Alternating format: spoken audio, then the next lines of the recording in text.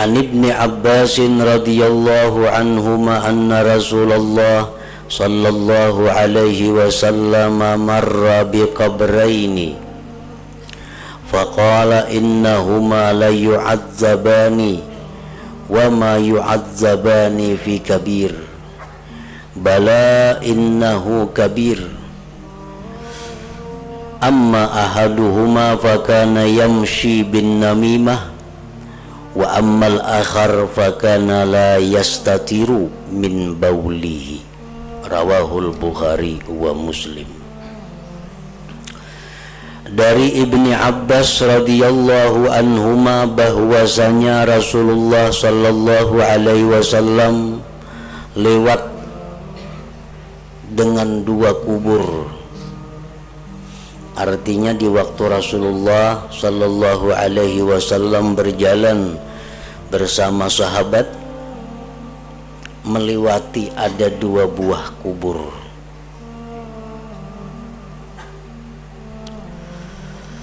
Rasulullah sallallahu alaihi wasallam bersabda, innahuma la yu'adzabani, bahwasanya orang yang di dalam dua kubur itu sedang disiksa, sedang diazab. Nah, ini adalah merupakan ketajaman mata hati Rasulullah sallallahu alaihi wasallam yang menembus dinding alam mulki wasyahadah kepada alam barzakh atau alam malakut. Karena perkara yang di dalam kubur itu bukan lagi termasuk dari alam kita ini. Itu sudah masuk ke alam barzakh atau masuk ke alam akhirat, atau bisa juga disebut alam malakut. Rasulullah sallallahu alaihi wasallam dan sebagian daripada manusia-manusia yang diberi Allah keistimewaan dengan ketajaman mata hati mereka, mereka mengetahui orang yang berada di dalam kubur itu apa sedang disiksa atau sedang mendapat kenikmatan dari Allah Subhanahu wa taala. Nah, para muhibbin rahimakumullah, beliau bersabda bahwasanya orang yang di dalam dua kubur ini sedang menerima azab Allah. Wa ma yu'adzabani fi kabir, dan tidaklah keduanya itu diazab dalam perkara yang besar menurut perkiraan sangkaan mereka. Bala innahu kabir, padahal itu adalah perkara besar. Artinya orang-orang itu menganggap perkaranya yang menyebabkan dia disiksa di kubur itu perkara biasa, padahal itu perkara besar, sehingga dia menerima azab di dalam kubur itu. Amma ahaduhuma fakana yamshi bin namimah, adapun salah satu di antara kedua kubur itu diazab tadi adalah dia sewaktu hidup di dalam dunia berjalan ke sana kemari dengan namimah, dengan anjur atar. Anjur atar yang dimaksud ini adalah al-ifsad bainan nas, membuat kerusakan di antara manusia. Lain dengan anjur atar yang membawa kebaikan. Ada juga contoh anjur atar yang membawa kebaikan. Misalnya si A berpandir lawan B, lalu B ini memuji-muji dengan C, mengatakan bahwa ujar B, aku ini sayang lawan C itu, aku katuju lawan C itu. Oleh si A, satu saat kena bertemuan lawan si dikabarkan, tadi aku ada bertemuan hari apa tuh lawan si B, ternyata B itu sayang lawan ikam, nya ketujuh lawan ikam. Nah ini anjur juga ngarannya, cuma kadang membawa kerusakan. Itu lain yang dimaksud. Yang dimaksud dengan namimah ini adalah anjur atar, tujuannya adalah merusak atau menambah rusak. Tujuan yang merusak apa? Orang nang dulunya itu baik, karena dianjur atar lalu orang jadi berbantah-bantahan. Nah ini merusak. Ada lagi anjur atar itu tujuannya menambah kerusakan. Orang yang sudah rusak berdahulu, orang yang sudah bermusuhan, lalu dibawa berita sini ke sana, sana ke sini, akhirnya tambah bermusuhan. Nah ini anjur atar. Orang ini kalau tidak disusuli oleh rahmat Allah di dalam dunia, kada sempat dia tobat, maka begitu masuk dalam kubur sudah mendapat siksa kubur.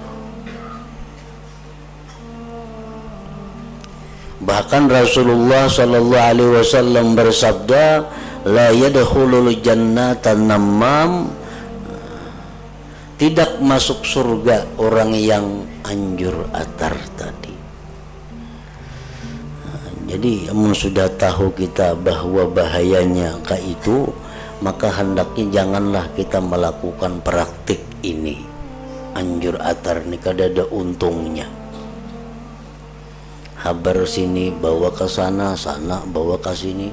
Orang nang damai jadi kada baik, orang nang sudah kada baik tambah kada baik.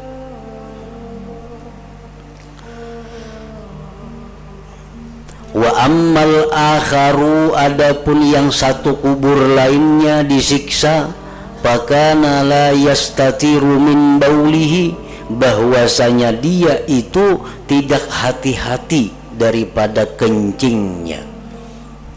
Bakamih pembarang, baik laki-laki atau bini-bini.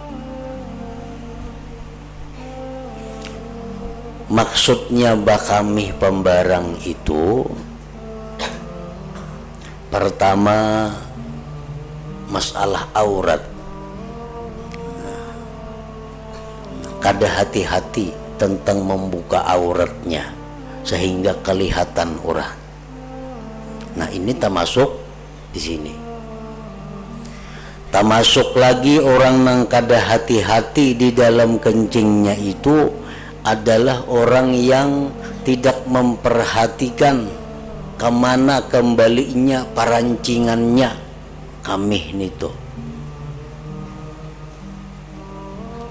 Adakah tekana batis perancingannya, tekana paha, tekana lintuhut.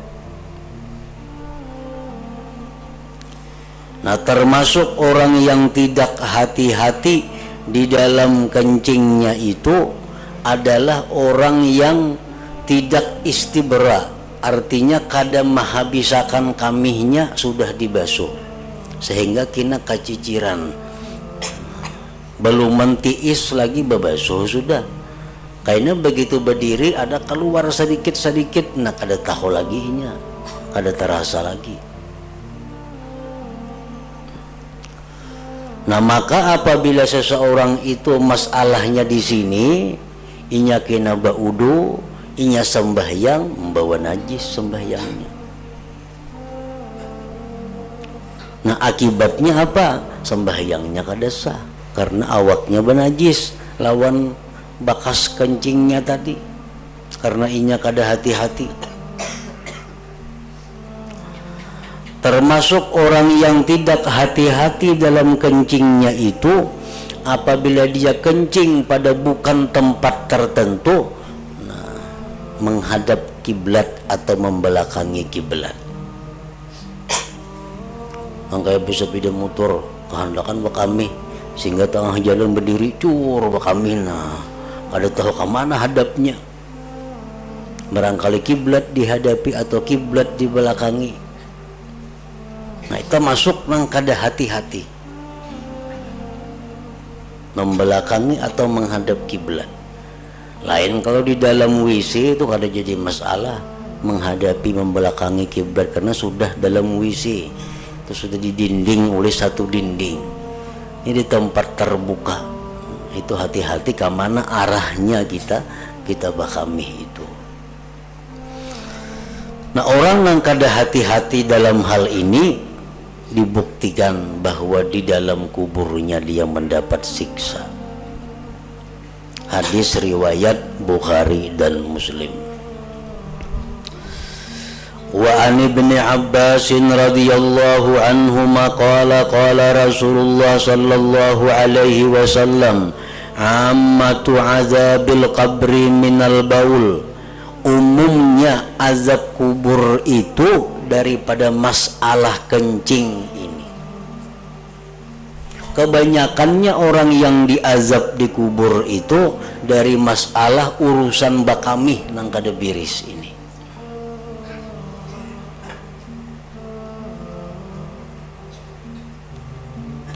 Pastanzihu minal bauli, maka ujar Nabi kita, hati-hatilah dalam hal bakamih itu.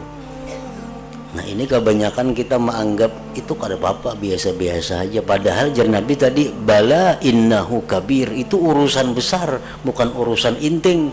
Orang nang pembarang bakamih di situ kamari itu.